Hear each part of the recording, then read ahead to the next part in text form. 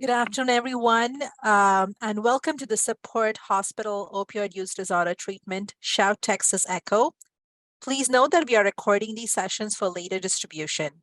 Please note that anything listed in the chat does not appear in the recording. My name is Shreya Prasanna, and I will be facilitating today's session. A few quick announcements before we begin.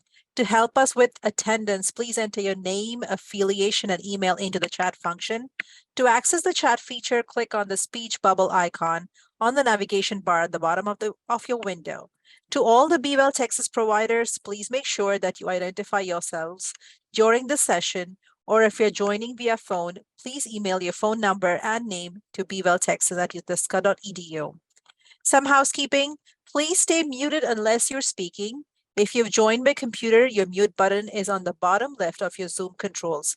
If you're on the phone, just press *6. We also encourage you to unmute and speak, especially during the discussion portion of our session. We want to hear from as many of you as possible, so please keep your comments brief to allow time for others to speak up. Or if you prefer, you can use the chat feature as well. Please note that no protected health information is allowed either in the chat or our discussions. Towards the end of the session, the Shout Texas Echo team will send out a link to an evaluation survey. All participants filling out the survey will be entered into a raffle for a $30 Walmart gift card. Our didactic today is on fostering resiliency in healthcare workers, treating patients with SUD, presented by Reverend Krista Gregory. Following that, we will discuss a case presented by Rhoda Hall. We'll start with introductions, followed by didactics, Be Well program announcements, case presentation, and open discussion. Thank you again for joining us at today's Echo. In the spirit of all teach, all learn, we encourage you to share your experiences, questions, and insights in today's conversation. And with that, we'll do some introductions. Dr. Walker? Hi, I'm Blair Walker. I'm with Ascension and the Dell Medical School. I'm a psychiatrist and lead our sort of buprenorphine team at Dell Seton Medical Center. Thank you so much for joining us. Dr. Moriatis. Hey everyone, Chris Moriatis, hospitalist at Dell Seton Medical Center, and Assistant Dean for Healthcare Value at Dell Med School, part of the Shout Texas team. Thank you so much. Dr. Ramesh. Hey everyone, I'm Jan Ramesh. I'm one of the hospitalists at Dell Medical School as well. Thank you so much for joining us. Alana?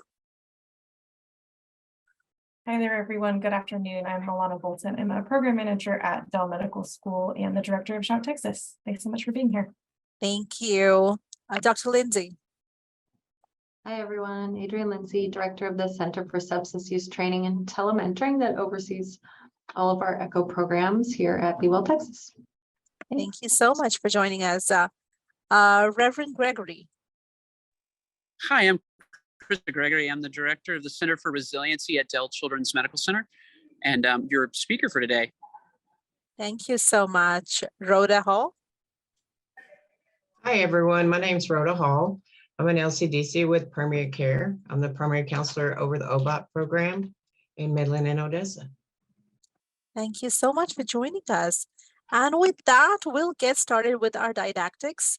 Echo IT, if you could please share the slide deck, and Reverend Gregory, take it away whenever you're ready. Yes, hi, everybody. I'm really glad to be with you today. And please forgive any distance with my sound or whatever. I'm actually working from my phone. My computer is not pulling up Zoom. So if anything gets kind of funky, that's what's going on. And I really appreciate being with you. Thank you, Alana, for asking me to come join you for this few minutes as you start your meeting today. I want to give you something very practical. That's what I'm all about and what we're about at the Center for Resiliency. We get into the weeds of what it's like to do the work that we all do in medicine, as in being really in the midst of the story with our patients and our families, and how we cope with that while it's happening. So the Center for Resiliency at Dell Children's was started about 6 years ago, and my work is exclusively with physicians and with staff and with LCDCs and LPCs, et cetera, et cetera. So I work with providers in the work that we do. And when Alana asked me to talk about to this particular group about folks that work with substance abuse, it fits right along with what we do in healthcare and the work that I do at the bedside. I was at the bedside for about 25 years, deep dive with patients and families of all kinds. I've worked in psychiatric facilities as well, and doing group work and those kind of settings. So this is frontline first work kind of that I do. So what I wanted to do today with you, we're going to move through the slides. If you'll move to the next slide, I'll just tell you a little briefly that shows my our presentation. I think that says the disclosure. Keep going to the next slide. I don't have any disclosures to report. Our learning objectives for today will delineate the difference between empathy and compassion, and how empathetic resonance and compassion can be used to transform interpersonal interactions in healthcare and/or clinic settings. And I'm going to give you a tool that you're going to be able to use not just today in this moment, but on a regular basis. And it happens to be one of my favorite tools that we teach in our resiliency training to healthcare providers at the bedside. And I think will be really helpful with substance abuse. So go on to the next slide. All right, let's talk for a moment about empathy versus compassion. By the way, my background, just before I get to this, I was a chaplain. So I would work with people from the perspective of their spiritual experience, but really about just being with people as they're making meaning around illness, around diagnosis, around disease process, around psychiatric diagnosis, and trying to figure out how to do that. But today, I'm not going to talk to you about the patient. I'm talking to you about us. So let's just look at this diagram for a moment. We drew this. I'm actually in the hospital waiting on it. My cousin who drew this drawing for us, but it describes for us the differences between empathy and compassion. I don't know about you all, but oftentimes if you've worked in healthcare a while, we see the person in pain, and that's our little figure that's at the bottom below the circly rope that's being thrown at them. That is your person who is let's imagine it's your person who's been diagnosed with a substance abuse. They're there at the bottom. And many of us have done healthcare by jumping in the hole with that person. Oh, I see someone in need. I'm coming, I'm there with you. And we jump right in the hole with them. What's the problem with the guy in the hole? What's the problem with empathy who's standing there in the hole with him?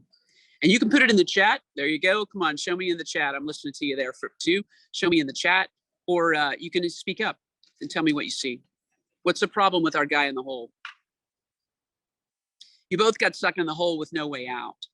I don't know about you guys, but this is a lot of what we've been doing in healthcare for many years.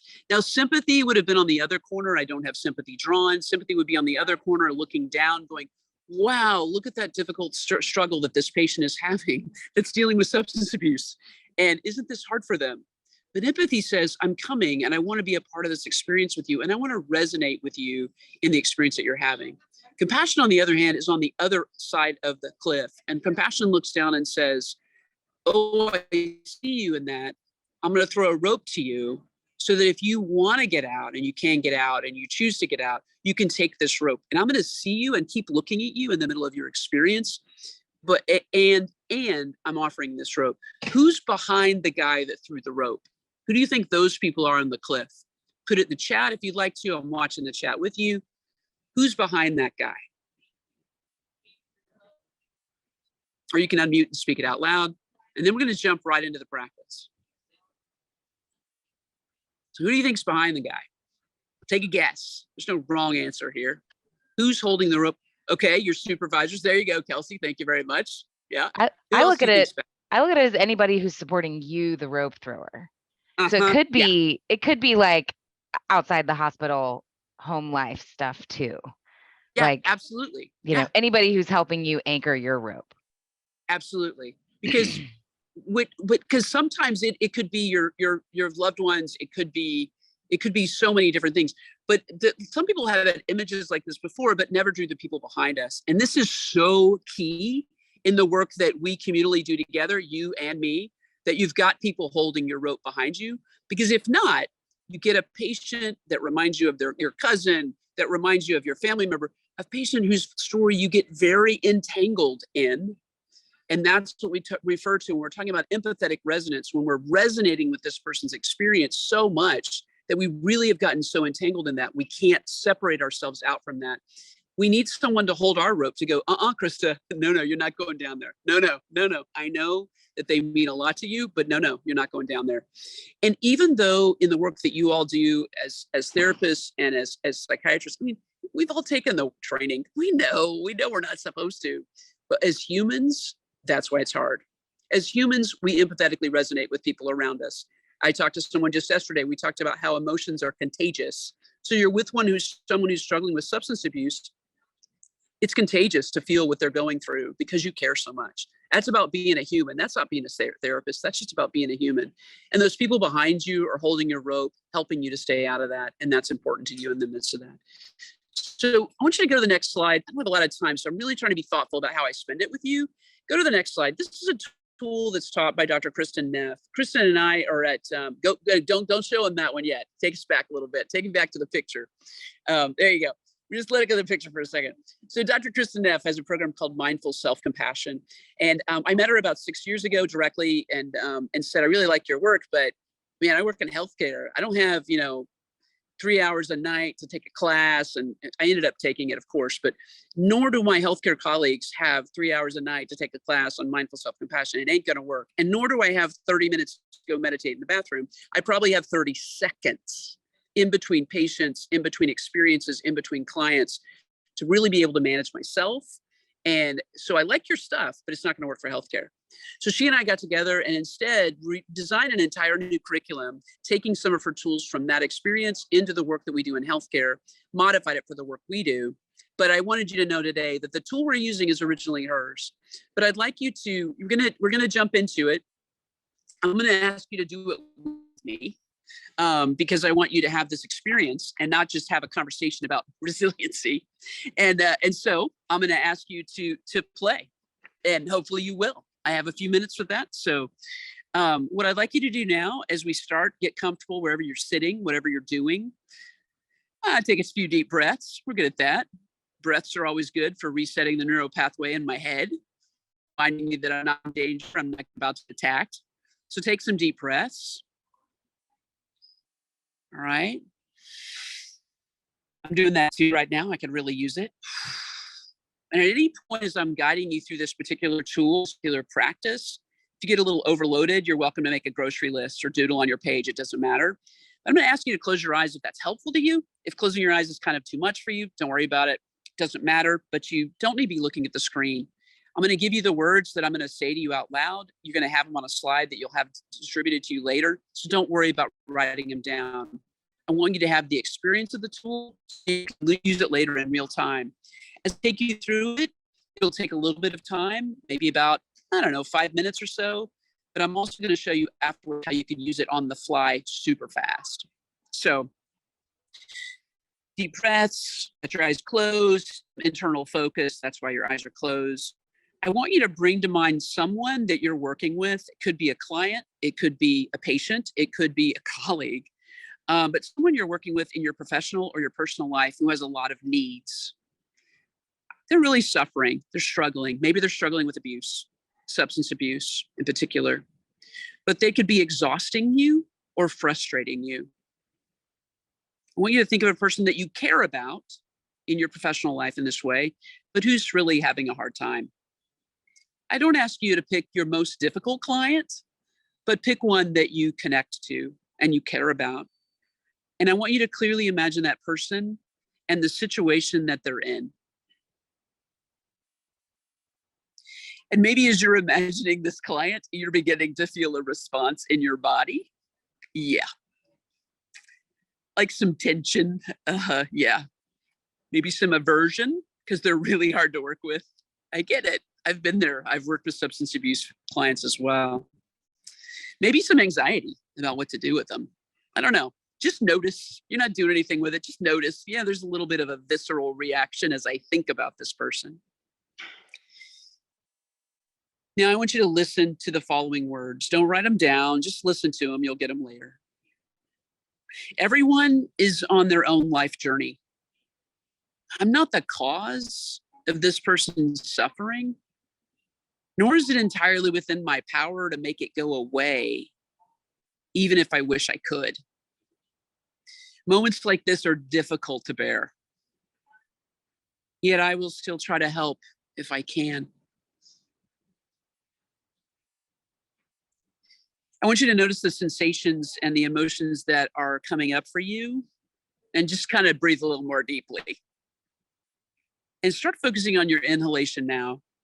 Imagining you could fill your whole body up with compassion as you breathe in. Oh yeah. You might think about, what this feels like, and just kind of feel soothed by giving yourself some compassion, because it's hard to be with this patient or this client right now in your thoughts and in your mind and maybe in your circumstances. As you exhale, you can imagine blowing compassion their way in the direction of that person who's suffering you or causing some pain. Again, if you need to settle yourself, you're like, this patient's really stressing me out, then you can take a break and draw a doodle on your page. But if you can stay with it, it's not that much longer. Continue to breathe compassion in for yourself and compassion out for the other person, allowing yourself to sort of breathe naturally. It doesn't have to be as deep as it was before. As you do this, you might say, one for me and one for you. In for me and out for you. And if you find that you or the other person needs a little extra compassion, I need to do this sometimes. 10 for me. Oh yeah, this person's really hard to work with. And one tiny one for them. Or maybe you're feeling pretty good right now, and it's 1 for me and 3 for them.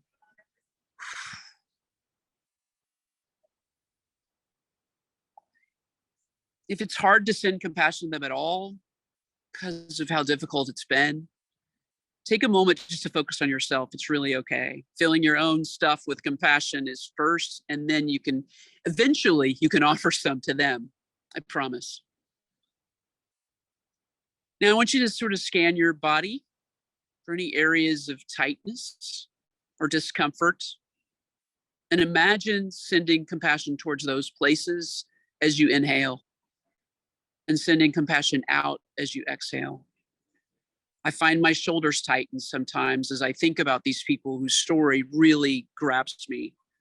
So maybe you're sending that compassion towards your shoulders or your neck or your jaw. As you breathe, imagine being gently rocked by the waves on an ocean. The ocean of compassion is limitless and holds all suffering, including your own.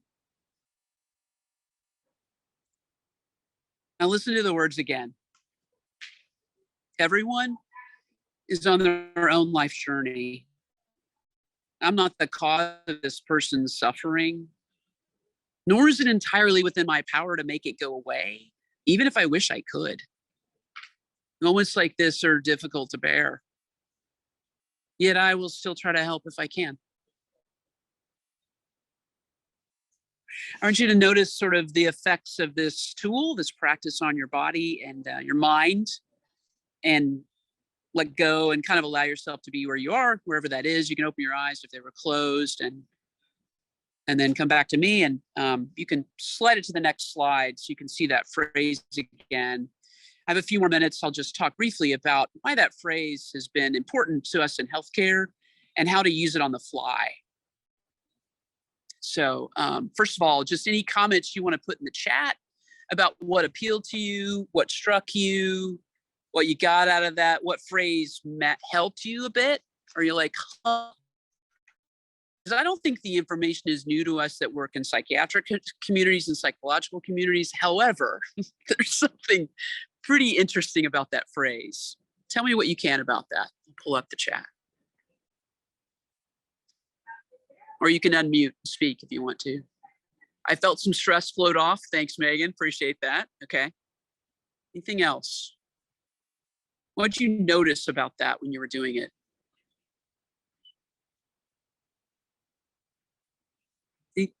Yeah. Anything else at all that comes up for you? I don't know you guys, so yeah. I like to acknowledge the fact that we can't fix everything. Thank you. I wish I could pronounce your name correctly, but because I love it. Exacto. It's nice. Thank you very much for that. Yeah, because we know this intellectually, but sometimes, man, we just want to help them so badly that we just kind of, And saying that, there's something about saying it that helps. And I need to kind of use that. Being kind to yourself first, Soraya said, yeah. The notion that it's not always within our power to make it go away is resonating. Yeah, isn't that interesting? I mean, there's something about that. We know that we can't, but like repeating the mantra, and that's kind of how it's become for us. Oh, someone's about to speak. Tell me what you're saying. I heard a clearing of the throat. Anybody? Okay. Focusing on me helps separate from the client. Yeah. So this is some things I want to tell you as we finish. Like equanimity, which is it's called compassion with equanimity for a reason. Equanimity allows us to look at the bigger picture when we're struggling in this relationship we have with our families and our patients and our clients. It's difficult to experience compassion when we get distressed by the other person's difficulty, or we get kind of entangled in their story. And we don't want to believe that we get entangled, but we do because we care. And equanimity is the protector passion that we can have for them. Because I know what it's like to feel burned out when you don't even feel anything anymore. It happens to all of us. And equanimity kind of protects us from that. So here's the quick down and dirty. You can use these equanimity phrases in pieces. Sometimes I'm going, wow, that client's on the journey. Woo, yes, they are. Sometimes I'm even sarcastic about it in my head. I may not be saying it to them. Sometimes it's more kind. And sometimes it's, I'm not the cause of their suffering. Okay, that's right, Krista, you're not. Okay, that's right, you're not. You didn't make this. And you're not, sometimes it's you're not the sole cause. Especially if for some of you who might have accidentally pulled a family member into that story, just saying that's how we do it with parents. I'm not the sole cause. A lot of us have felt like being in the empathy hole was helpful or that we should have done. But this practice can feel a little jarring if you're like, why did she have us do that? But being in the empathy hole, like we said, it's not sustainable. You can't keep crawling in and out of the hole with every patient or client, and it can get really, really exhausting. And I had a good friend that used to co-teach with me in grief counseling work that we used to do. And she would say, it's disrespectful to take on someone's grief or their pain because it belongs to them. We are here to be with them and show them the rope, but not rob them of the experience to use the rope and to heal. So I want you to imagine, I think I'm out of time for being able to be with you in this moment. I think you're going to have a case example that you're using. But just imagine, the way we are big at the Center for Resiliency is like, take this stuff and put it in real time. Imagine when you could use it. I gave you the experience today, so you took a patient or a client in your head, but really use it on the fly. I use it on the fly when the patient's or parents' needs are overwhelming and with socioeconomic challenges, and I just want to fix it all, dang it. And I know I can't. I will use that phrase and I'll walk myself through it to disconnect myself from the empathetic resonance that's swarming. When someone's dissatisfied or angry with me and it's not about me, I'll use that. When I'm working with a colleague or an administrator who's asking me to do something that doesn't seem to be in the best interest of clients, I will use this phrase. That administrator is on their own life journey. When an organization lacks resources, and I'll leave you with that, the organization, this practice, my ability is on its own life journey. I am not the cause of the scarcity of resources that I can't provide to my patients, nor is it entirely within my power to make it go away, even if I wish I could. And it helps me disconnect from the responsibility that I innately take on sometimes as a human who cares. All right, I think I'm out of time. I hope that was helpful. I wish I could stay with you, but I know you have this conference to do now. Thank you very, very much.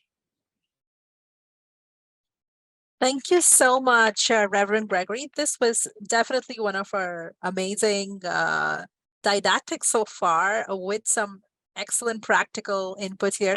I just wanted to also point out to Dr. Walker's comment here about the may in the last. I think that's such a nice nuance there where we have a choice to hold back if we want to.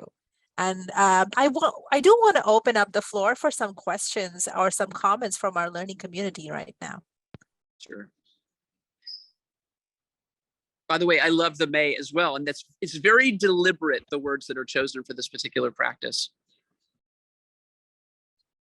Thank you so much. That was fantastic. And hallelujah on the scarcity of resources. I feel like we're constantly sort of stuck with that's the issue if we could fix that and trying to fix it, but being able to be removed from I can't fix it all, you know, is protective and helps remind me to just I can't fix it all. You can't. And like I said, we know this. It's not that we're not, it's new information, but there's something about that. I will literally say this over. Okay, I did on my own. And I will just do this. And it will help me honestly have compassion for my organization with scarce resources at times. It's really interesting. But yeah, but it pulls you out of that sense of responsibility. And we care so much that we get lost in it. We've jumped in the hole. Anybody, other comments or questions? I'm happy to answer anything. This is one of 18 different tools we teach bedside providers to use on the fly while they're doing their work. This is not an after the end of the day kind of thing. This is while it's happening to you.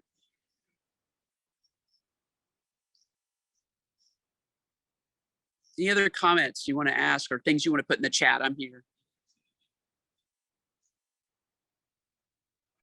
If you're interested in this work that we're doing, we've published in the Journal of Clinical Psychology, we've published in the Qualitative Social Work Journal, and we've published, that was about to come out, and we've published in the Journal of Pediatric Nursing the research we're doing on all of this, because we've done some intensive quantitative and qualitative research. Most of it's been quantitative, and we just gotten into the qualitative world using these tools in this setting in the midst of the work. So if you're interested in reading that kind of stuff, you can go to our website. It's resiliency.com. You can go to the website, check it all out, do a deeper dive, look at some of the stuff we've got, take our training, whatever you want to do. I'm not trying to market anything. I'm just saying this is what we've been doing, and we've been intensively researching it for the last 6 years. So, and our work is not what to do at the end of a hard day, it's what to do in the middle of it happening, because that's what we found is the most helpful, because then by the end of the day, you've been able to regulate your nervous system a little bit better. And so you're not so exhausted. You're not done. You're not used up by the time you're going home and being with your family, because that's what burned me out. It wasn't, I mean, I could take vacation, but that didn't do it.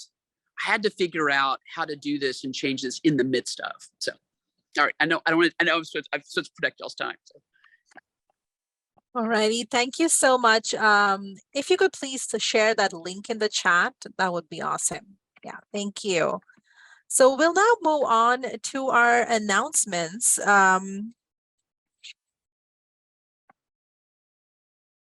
Thank you, Echo IT. Beeville, Texas is a welcoming environment with caring professionals who are ready to help people start or continue their journey towards recovery.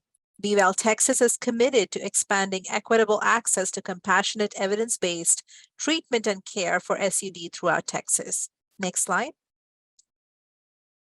The Beeville, Texas clinic offers high-quality treatment for addiction recovery at low, no-pay or self-pay insurance, so all patients are accepted regardless of their payment ability. Next slide. Please complete the Shout Texas biannual survey if you haven't already. When you complete our Shout Texas survey, you help us improve the quality of our training and telementoring services. Your input has a real impact, and it takes less than 10 minutes of your time. Those that complete the survey will be entered into a raffle for a $30 gift card. Next slide. Our next brief buprenorphine training will take place on September 28th at 3 p.m. This is a 10-minute training directed to all providers, medical students, and emergency personnel. For more information, please go to bevilletexas.org. Next slide. Please join us next month for our next ECHO. We will be talking about medications for opioid use disorder. Thank you. And now we'll move on to our case. Once Echo IT brings it up, Rhoda, you can take it away. Thank you so much.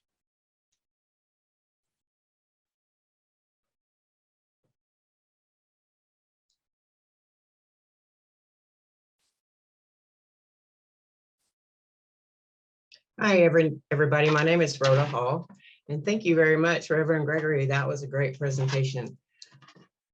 Really enjoyed that.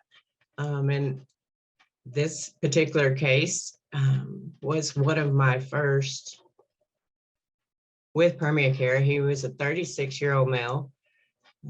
He was one of my first on the injectable buprenorphine, or no, he was actually on the injectable naltrexone. After the first couple of months, the primary reason for his admission was he needed to detox. He was using opioids as well as methamphetamine. And so he had opioid use disorder severe and stimulant use disorder severe. He had 8 attempts at treatment. He had 3 detoxes, 3 intensive residential, and he came into OBOT and he began on Suboxone or buprenorphine.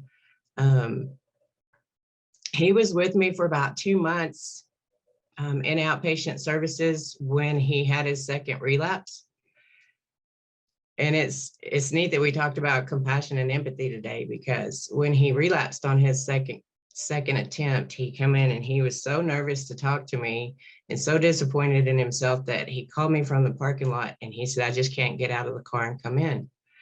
And so I met him out in the parking lot, met him where he was at, and we discussed his options. His past medical history, he had a tumor removed from his spine, so he still had back pain from that. His home medication for the first 2 months was buprenorphine, prescribed by our medical director. And his hospital medication was naltrexone, intramuscular naltrexone, provided by the urgent care here after his stint on Suboxone. When Suboxone was not working for him, we decided to use naltrexone. And so he went through detox as well as IRT for 35 days. After 14 days out of detox, he started on the injectable naltrexone. When he came to us, his social system was he was homeless. His family was done with him. His relationship with his spouse was broken and he had no contact with his children. And he was moving from house to house, trying to find a place to sleep. When he discharged from our detox program in our IRT facility, he then moved on to sober living, which was a MAT sober living house. And he got connected to AANA and Celebrate Recovery and got a sponsor. And he acclimated very well in that environment. He didn't have transportation when he came into us, but he got a vehicle shortly thereafter, moving into sober living.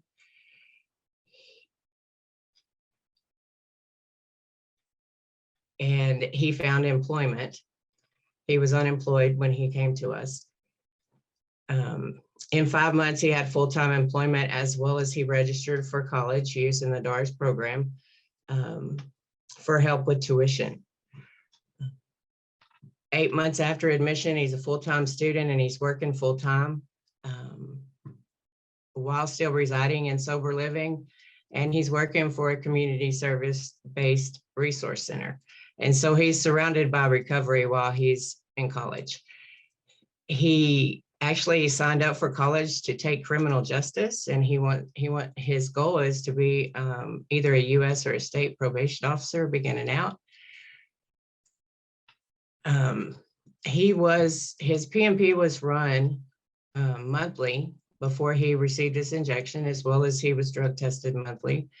He was drug tested more than that in my program as well, but his PMP always came back normal. There was no prescriptions. He wasn't on any kind of medication for the spinal pain that he had. And he had no attempts in any emergency facility for going in and trying to treat anything. He stayed pretty healthy through his recovery. He did use meth on his relapse. He was in inpatient services for the meth, as well as heroin and fentanyl use. He was also in outpatient services. He was in the medicated assisted treatment with us in outpatient services. And presently, I believe he is still residing in sober living, going to school and working full time and working for a recovery support service. And so he's done very well acclimating to recovery. And he didn't have much challenges once he started receiving the naltrexone. He did very well in his recovery. I believe that when he received his last injection upon successful discharge of our program, he was prescribed an oral dose of naltrexone to take home with him if he did need it, if his cravings did come back in the future. And so upon my 60-day follow-up with this particular client, he's told me he has not needed to use those. However, he still has them if he needs them. So he's one of our successful completion stories that has acclimated very well in his recovery and advanced in the world. And I think all too often in our profession, there's a lot of times that our services don't last long enough to be able to hear the success of a client back in the world. And so it was really, really awesome to be able to step back and to watch the advancements that he made through the struggles that he had. Even getting his children back and getting reconciliation with his spouse as well as his children, and all of that being restored. So it was a case that makes you look back and say, hey, there is really something in this. And so he was a great story.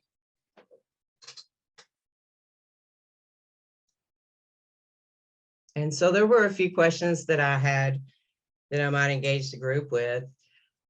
A lot of times in any MAT services, we run into the pain management issue. So I was wondering if anybody knew what options that we have while on naltrexone or buprenorphine in the hospital or orthodontic settings.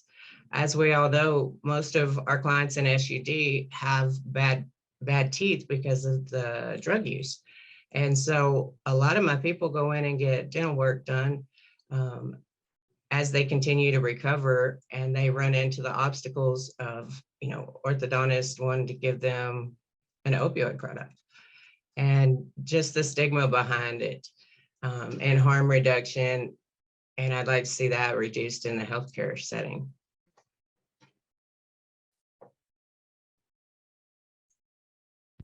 Thank you, Rhoda.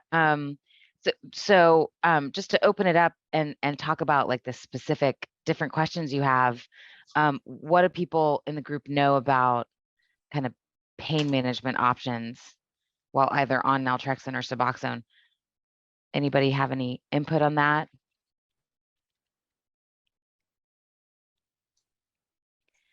I can tell you my, my takeaway from this case, he was doing really well. It sounds like he was on the long-acting injectable naltrexone for a while and then off of it, and now he's been off of it for a while with the backup naltrexone. Am I reading that right? Yes. And he still has some spinal pain, but it sounds like it's not so terrible that it's interfering with his ability to function. Does that sound right? It took him about 6 months on the naltrexone before the pain subsided, and it was more tolerable. Yeah, which may have happened, maybe the natural course of the tumor removal and kind of what he was going through. Not always true for everybody though. So pain management wise, first, when I look at the case, I think return to substance use is a potential part of every person's substance use disorder. Doesn't necessarily mean that the treatment is a failure in my mind. And so it's not, maybe naltrexone was the right choice for him. Maybe his buprenorphine dose wasn't high enough. Maybe he just wasn't in a mindset yet. Maybe he didn't have enough support around him. It sounds like you guys did an amazing job of being very non-judgmental, meeting where he was. Who knows? Sometimes it's just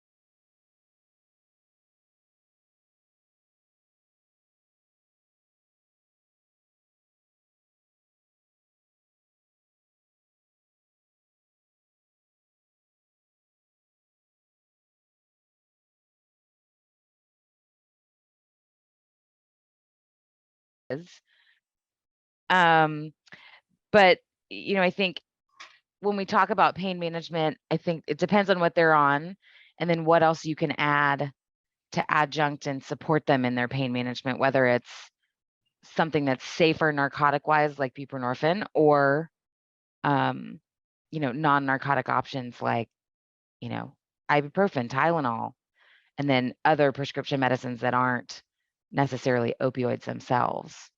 So that's sort of what I look about on pain management. I don't know if people have questions about that or want more specifics or have any input.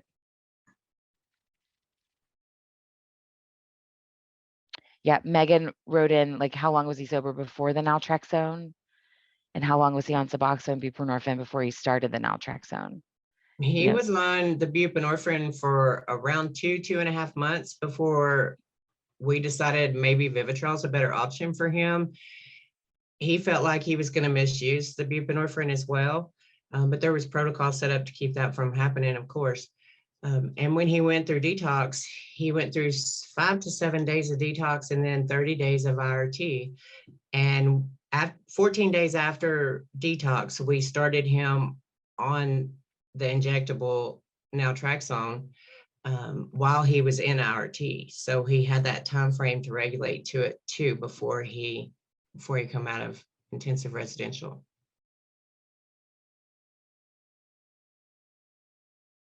And so they did taper him. They asked how long it took to taper. They did taper him in that 5 to 7 days. I think he might have even stayed in there an extra couple of days in detox on that taper, but he did a quick taper. And when he was on the buprenorphine, was he on it split for pain dosing or was it once a day? Any idea? He was taking 8-2 in the morning and 8-2 in the evening. Okay. Yeah. So for whatever reason, it sounds like it was triggering him to feel like it was also something that he would misuse. Yes. Excellent. Does anybody else have any other input or questions about that piece of it? Rhoda, do you feel like you have an answer to your question about pain management? Sort I do. of. I've found an actual pain management doctor here in our area that will take on clients with Suboxone or buprenorphine therapy for long-term pain management relief after they complete addiction treatment. And that's a beneficial resource. And I'm sure there's more out there, even getting connected to the dentist in the area, what they can use instead of using fentanyl for a dental procedure when they have to be sedated, or benzos for that matter, for those that are on buprenorphine. Just getting connected to those resources in the area for those that support recovery and want to help has been challenging here in this area for the most part. And it probably is in other areas as well. And just the stigma of when a client walks in and says, well, I'm on buprenorphine treatment, they feel like they're being judged, especially going into the emergency rooms. They feel like they're being judged. And a lot of times they say they looked at me and said, what is that? And so I think lack of education, for a better word of it, is some of the struggles I see with my clients in my program.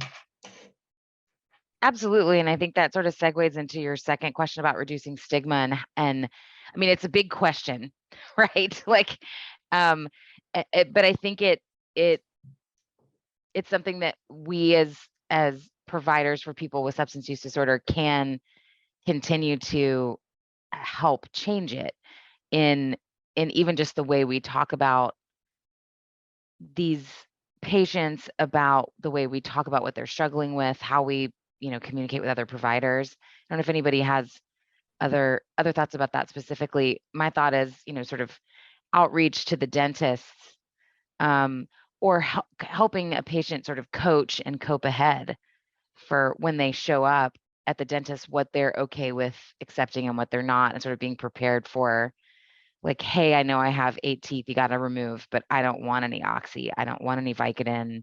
I take this. I have a clinic that's helping me with this. I'm okay with some gas, but I don't want anything that's habit forming or whatever it is, and sort of helping them run through that in their minds before they even go. Does anybody have any other thoughts about how you guys work to sort of reduce stigma in your areas? And so my name is Lindsay. I'm a peer recovery specialist, and I see a lot of, and have worked with a lot of individuals who really did feel like they were being discriminated against because they had substance use disorder. That being said, like if you're going in for pain, right, whether or not you have a substance use disorder, you were in pain, and something, living with pain every day is more likely to push you to return to use and return to, using street drugs, which are not regulated, which are not, who knows what's in them, right? So I always look at it as it's best to treat that pain, even if somebody has a substance use disorder, like that's something that has to be taken care of. And if the doctor doesn't treat it, they will find another way to treat it. And it usually doesn't end up well. I had a discussion yesterday with somebody who was taking Kratom. I think that's what it's called, for their pain because they had a substance use disorder and were worried about taking anything else. And then I've also worked with people who were taking, I forget what it's called now. Sorry, it's for nerve pain though, and it's not an opioid. So they're gabapentin. Thank you. Yes. So there are definitely, I think the biggest thing is treating that person, acknowledging that person's pain, right? Acknowledging that person, where they're at, how far they've come, and really, discussing their options with them. Because if they need something, then being there and having them be okay with asking you for what they need is so important. And having them trust you enough to say, hey, look, I'm worried that this is going to hurt my recovery. I want help. Like that is the best thing that can happen in a situation, right? And that's really about just treating them like their person. Thank you. Agreed. The third question, I didn't quite get to writing it down. What was your third question, Rhoda? It was, how can we build a resilient team to address the significant health and mental health challenges the community faces? Does Ms. Gregory's input help with that already? It does. I think all too often we forget that we're a part of the equation. We get into the mundane of the day, and we get into a routine, and we do what we do, and we forget to think about who we are as individuals as well as professionals, and to take a minute, like she was saying with compassion and the rope, take a minute just to observe who we are. I would also say, take advantage of, of this new field that I'm in, peer support, right? Not new, but it's new to a lot of people, right? So we kind of pick up where a lot of people leave off, which is that we can meet with somebody where they are, literally and, metaphorically, and work with them long-term, more than once a week if we need to help them say, instead of saying, hey, call this, find a doctor, right? We can actually sit down with them and go through their list of doctors and call them with the person, right? Because that can be challenging and overwhelming, especially when you have substance use disorder. Like we can be there to kind of hold their hand in a way to walk them through some of these things that, on a discharge paper, you hand somebody a discharge paper, they don't know what's on that half the time. And a lot of times they don't understand or how to follow up. So a peer specialist can be a good kind of intermediary, right? And then a lot of times you can find services for peer specialists are free. They're grant funded. So like we can kind of help fill that gap and help support, you guys who are working with these people as well, who are overwhelmed with how God knows how many people, do you have to see a day and you have to take care of a day, right? So really relying on the community and community resources like that, I think is important.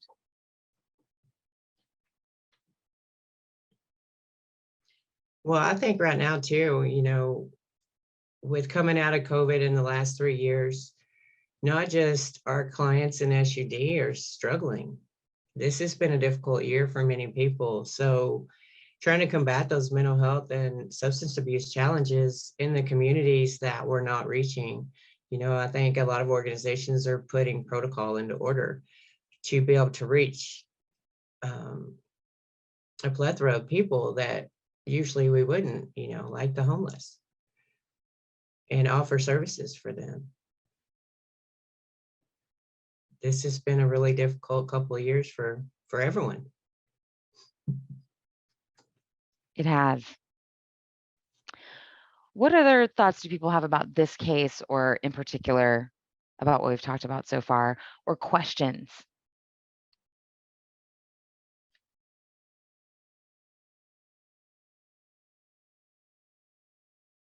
Sorry, do you mind sharing the resource you found for the pain management doctor? It was a pain management doctor that's works at a spine institute here in Midland. And back to that, I mean, pain management with substance use disorder is tricky. It is. And there is a lot of stigma. It's hard to find pain management doctors for everybody, it seems like, in the entire community. So I also think kind of building comfort level with prescribers being comfortable with some of the options. This patient seems like actually he had fairly mild pain, tolerable pain. Maybe at first it wasn't, but it got better, thankfully. That's not always true for all of our patients. And we do have a lot of patients that have pretty chronic, severe pain where they need ongoing management. I don't know if anybody has thoughts about some of the experience that they've had with that, or questions about specifics on medications for pain management. In the hospital, you sort of talked a little bit about you know, being on naltrexone, you know, very specifically people showing up in a medical hospital on a long-acting naltrexone. It does interfere with opioids, but that doesn't mean they can't be used. Someone comes in with a car crash and broken femurs. If you give enough medication, it will overcome the naltrexone. You know, I don't know if people have questions about specifics that I can offer, other people can offer about buprenorphine and methadone and various different options. Ketamine has absolutely been used for pain as well. In the short term, we also have a lot of burn patients that will sometimes have on ketamine drips temporarily while they're dealing with kind of the pain of management of their burns. Has its own risks. You mentioned kratom. Are people seeing a lot of kratom in your communities? It's an opioid, basically a crushed leaf that is typically grown in China that you can buy online. It's not at all regulated. It's got sort of a mixture of opioid and stimulant qualities. And we've actually seen a few patients that need detox off of kratom for opioid detox and end up on, you know, buprenorphine or similar agents in our outpatient clinics. I don't know if people have been seeing a lot of that. It's prevalent at this point.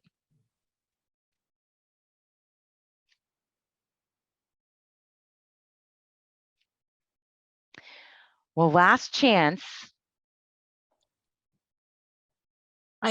One quick comment, Rhoda, or kind of question and comment. I don't know what his experience was in the 12-step groups that he was involved with, but this comes up in a lot of our ECHO programs. Is of course sometimes the stigma from other members of the group when someone's in mood services.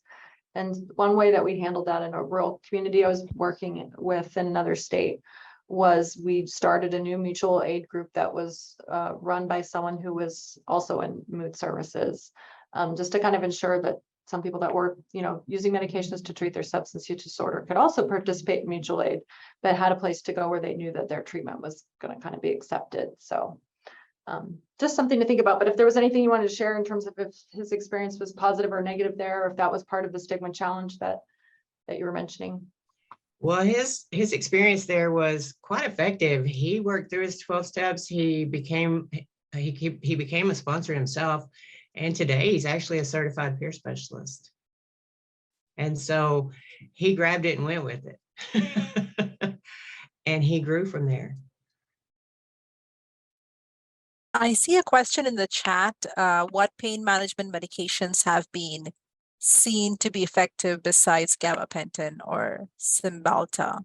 That's from Kosi Mora.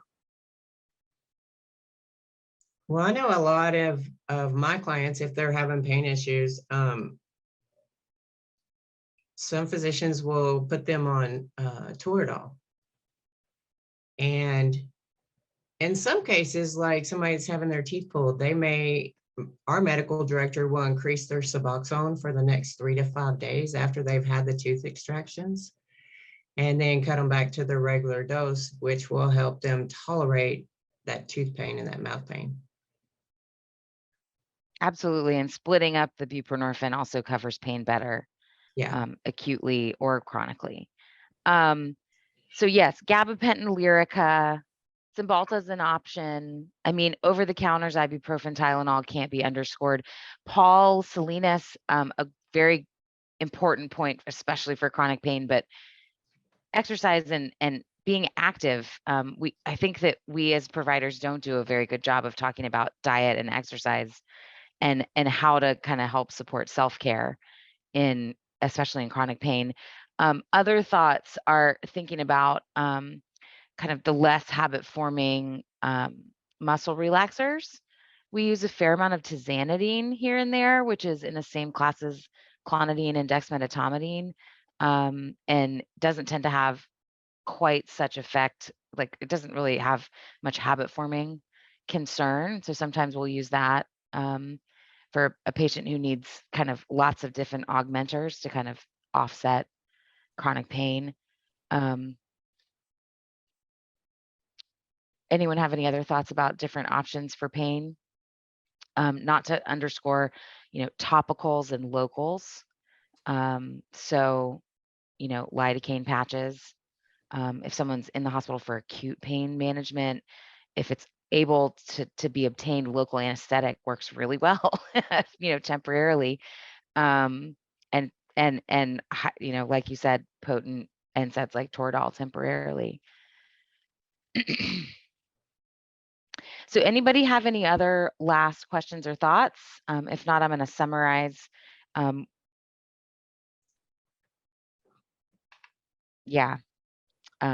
patches. So thank you so much, Rhoda, for this case. It sounds like it was really a success story of, tailoring treatment to the patient and what they needed. We talked a little bit about pain management and various different options, which we literally just talked about, reducing stigma and kind of how we can all continue to be involved actively in that, in the way that we communicate with other providers and help coach patients. And I think we've talked a little bit about resiliency. I think we got a really good example of a way to think about taking care of these patients to sort of protect our own compassion and compassion fatigue from Krista Gregory at the beginning. We talked a little bit about resources and gathering resources, which actually will protect our burden too over time if we have things to send patients to. Rhoda, any last thoughts or questions? Anybody else have any other last thoughts or questions?